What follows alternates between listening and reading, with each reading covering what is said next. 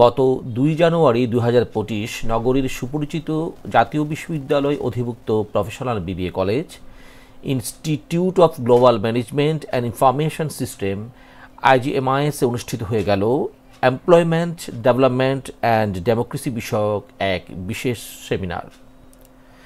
National bureau of economic research NBER এর আয়োজনে এই সেমিনারে প্রধান বক্তা ছিলেন গরিববান্ধব অর্থনীতিবিদ এবং জিওপলিটিক্যাল ইকোনমিস্ট খ্যাত প্রফেসর ডক্টর সৈয়দ আহসানুল আলম পারভেজ। সভাপতির বক্তব্যে IGMIS principal SM Zakir Hossain বলেন, নববর্ষের শুরুতেই আমরা যাকে পেয়েছি, যাকে দিয়ে শুরু করলাম, আমরা জ্ঞানের আন্তর্জাতিক জিওপলিটিক্যাল ইকোনমিক্সের ধারক বাহক এবং গরিব বান্ধব অর্থনীতি, বিশেষ করে উনি বহুদিন থেকে এটা আন্দোলন করে আসছেন একরকম। এবং তোমরা দেখেছো যে সরকারি চাকরির ক্ষেত্রে ৩৫ বছর যে বয়সের যে আন্দোলনটা, এটা কিন্তু সালের মাধ্যমে গড়ে উঠেছে। কাজে আমরা এই ২৫ সালকে আমরা IGMIS এর পক্ষ থেকে একটা উন্নয়নের সাল হিসাবে ঘোষণা করছি। এই উন্নয়নের এই সালের প্রথম পদক্ষেপেই আমরা যাকে পেয়েছি তার কাছ থেকে আমরা অনেক জ্ঞান অর্জন করার সুযোগ আছে। আসলে আমরা দেখা যায়, আমি জানি না, আমার নিজের ইয়ে করা আর কি, নিজেদেরকে বাঙালি হিসাবে আমরা কিন্তু ভালো মানুষদের, জ্ঞানী মানুষদের মূল্যায়ন করতে পারি না। কিন্তু আমরা আশা করি যে তোমরা শিক্ষক এবং শিক্ষিত সমাজ, তোমরা ২৪-এর আন্দোলনের মাধ্যমে এই যে নতুন বাংলাদেশ নিয়ে আসছো, দুর্নীতিমুক্ত সুষম সমাজ গঠনের ক্ষেত্রে যাদের আন্দোলন বহুদিন থেকে চলে আসছে, তাদেরকে আমরা একদম সামনে পাচ্ছি। এখন তাদের কাছ থেকে আমাদের শিখতে হবে এবং সামনের দিকে এগিয়ে যেতে হবে। এই লার্নিং অ্যাটিটিউডটা যতদিন তোমাদের না হবে, তোমরা বড় হতে পারবে না। আর জাতি হিসেবে আমরাও সেইভাবে ভালো মানুষ পাবো না। তো যাই হোক, তোমাদের জন্য, তোমরা কি জানো যে স্যার এখানে একটা রিসার্চ সেন্টার করেছে কার জন্য? হ্যাঁ, আমি তো বাসায় বসে বা আমাদের ডিপার্টমেন্টে আরো বড় বড় রিসার্চ সেন্টার স্যার করে দিয়েছেন। আমি ওখানে রিসার্চ সেন্টারে না বসে আমি এখানে এসে বসি কেন? আমি ওয়েট করি যে তোমরা আসো, ওয়েলকাম ওয়েলকাম ওয়েলকাম। আজ পর্যন্ত তোমরা গেছো যে স্যার রিসার্চ জিনিসটা কি, কেমন কি? হয়নি। তো ইনশাল্লাহ এই যে আমাদের ক্লাবের যে সভাপতি, আমি বলবো যে খুব উইদিন শর্ট আমাদের 2025 আর কিন্তু বসে থাকার সময় নেই। কারণ 2024-এর মাঝামাঝি আমরা কি করেছি, সব সিস্টেম ভেঙে দিয়েছি।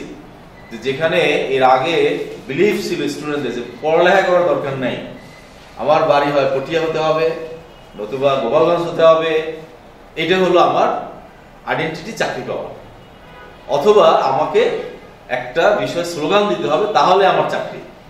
এটা কিন্তু ভেঙে দিয়েছি সিস্টেম, ভেঙে দিয়ে এখন তোমার জ্ঞান, তোমার স্কিল ছাড়া কিন্তু ভবিষ্যৎ অন্ধকার, একেবারে অন্ধকার। ঠিক আছে? দুই ধরনের স্কিল, তুমি যদি জব করো সেই স্কিল, তুমি যদি এন্টারপ্রেনার হও তার জন্য আলাদা স্কিল। এগুলো অর্জন করো, নতুবা একেবারেই তোমার সার্টিফিকেট থাকবে কিন্তু সেই সার্টিফিকেট পরে পুড়িয়ে ফেলতে হবে। সার্টিফিকেট না, এখন তোমার ভিতরে স্কিল না থাকলে তোমার কোনো ভ্যালু নাই। মাতা আপনাদেরকে টাকা দিচ্ছে, এখানে এসে পড়ালেখা করতেছেন বা যেখানেই করেন না কেন, এখানে শুধু হাজিরা দেওয়ার জন্য না। হাজিরা তো আসামিও দেয়, জেলখানায় আসামি দেয় না হাজিরা? আপনারা ওই জেলখানায় হাজিরা দেওয়ার মতন করে নিজেকে করবেন না। নিজেকে করবেন এমন ভাবে যেন আপনার দ্বারা সমাজের উপকার হয়। কিন্তু আমি যেহেতু প্রায় 10 বছরের অভিজ্ঞতা সম্পন্ন একটা মানুষ কর্মজীবনে, তো আমার যে অভিজ্ঞতাটা আছে সেই অভিজ্ঞতাটা আমি আপনাদের সাথে শেয়ার করতেছি। আমি শেয়ার করে দিচ্ছি যে প্র্যাকটিক্যাল নলেজটা। তো আপনাদেরকেও রিকোয়েস্ট করবো, আমার ছোট ভাই বোন হিসেবে এই ক্যাম্পাসে আপনারা অবশ্যই নিজের এমপ্লয়মেন্টটাকে সিকিউর করেন, নিজের ডেভেলপমেন্ট করেন, এবং ডেমোক্রেসি যে বিষয়টা, সেটাতে আমি না গিয়ে আমি রিসার্চে নিয়ে আসি, নিজেদেরকে নিয়ে রিসার্চ করেন, নিজের কর্ম, নিজের পড়ালেখা নিয়ে রিসার্চ করেন। সবাইকে ধন্যবাদ। বাংলাদেশের জিওপলিটিক্সের বর্তমান বাস্তবতায় বাংলাদেশের অর্থনীতি, উন্নয়ন ও কর্মসংস্থান ইত্যাদি বিষয়ে আলোকপাত করতে গিয়ে প্রফেসর ডক্টর পারভেজ বলেন, You want to get a job, income বাড়বে, সংসার গোছাবা, বাইং ক্যাপাসিটি বাড়বে, লিভিং স্ট্যান্ডার্ড বাড়বে, দ্যাট ইজ ইউর ড্রিম। তারপর আসতেছে ডেভেলপমেন্ট, তারপর আসতেছে democracy. So let me come to that. আমরা শুধু বলবো তোমাদেরকে পাস করানোর পরে হ্যাঁ তোমাদের জন্য যোগ্যতা অনুযায়ী চাকরি নেই, ঠিক আছে? যারা যোগ্যতা আছে তাদেরও নেই। একটা কথা বলছে যে 100 জন মাস্টার ডিগ্রি হোল্ডার বের হয়ে গেলে সত্যিকার অর্থে চাকরির জন্য যোগ্যতা 30% থাকে। হ্যাঁ, কি যোগ্যতা? কি যোগ্যতা? আমাদের এমন একটা শিক্ষা ব্যবস্থা আমরা আছি, সিলেবাসের কথা বলছে প্রফেসর বুঝলু, ওই সিলেবাসটা হচ্ছে তোমরা হচ্ছে পুকুরের মাছ, পুকুরের ব্যাংক, এই উন্নয়ন, ফ্লাইওভারের উন্নয়ন, রেডিসনের উন্নয়ন, এগুলো এলিটিস্ট উন্নয়ন। যেমন আমি যদি বলি, আমি তোমাদের বোঝার জন্য একটু উদাহরণ দিচ্ছি, আমি চিটাগাংতে বাদ দাও, ঢাকায় প্লেন থেকে নেমে আমার বাসায় বনানীতে আসতে 1.5 থেকে 2 ঘন্টা লাগে। তখন চিন্তা করবো যে এয়ারপোর্ট যেতে লাগে 1.5 ঘন্টা, এয়ারপোর্টে বসে থাকে আধা ঘন্টা, 2 ঘন্টা, ওদিকে প্লেনে আধা ঘন্টা, 2.5 থেকে 3 ঘন্টা, ওখান দিয়ে আবার 1.5 ঘন্টা। তার মানে আমি বাসে গেল 4.5-5 ঘন্টা, প্লেনে গেল 4.5 ঘন্টা। যেমন ফেরারটা হয়ে গেল বাজার পাড়ো আমি হাসিনা ফখরুল। হ্যাঁ, তো এই উন্নয়নের বিরোধিতা করতে হবে। তুমি তার চাকরি দাও, চাকরি দাও বলতে বলবো যে 26 লক্ষ বেকার, তাই বলে তুমি বলতে হবে এরিটেজ ডেভেলপমেন্ট বন্ধ করতে হবে। No more Edison, no boat club, no massage parlour, no this, no tunnel. চাকরি সৃষ্টির জায়গায় ইনভেস্ট করবে। তার মানে কি লেবার ইন্টেন্সিভ, যারা বিবিএ পড়তেছো শব্দটা যদি না জানো লজ্জা হওয়ার কথা। ক্যাপিটাল ইন্ডাস্ট্রি ইন্টেন্সিভ ইন্ডাস্ট্রিয়ালাইজেশন না, লেবার ইন্টেন্সিভ ইন্ডাস্ট্রিয়ালাইজেশন, যেন তোমাদের কর্মসৃষ্টি হয়। তোমরা সার্টিফিকেট নিয়ে পাস করে চাকরিতে জয়েন করে উপর দিকে উঠে বিভিন্নভাবে হয়তো কেউ এন্টারপ্রেনারশিপে আসবা এবং তোমরা টাকা অ্যাকুমুলেট করবা, স্ট্যান্ডার্ড লিভিং বাড়বে, ফ্যামিলিকে গোছাবা, দেশকে সেবা দেবা। এই যে তোমাদের স্বপ্ন, তোমাদের স্বপ্ন যেখানে শেষ, আমার জীবনে শুরু হয়েছে ওখান থেকে। আমি যেটা বিশ্বাস করছি, পড়া, ইকরা ইকরা ইকরা, ঠিক আছে? আজকে আমাকে আল্লাহ তাআলা দান করছে, ঠিক আছে? তো এখন তোমাদের এখানে আসার একটা কারণ আছে, এগুলো ঠিক বুঝতে পারে নাই।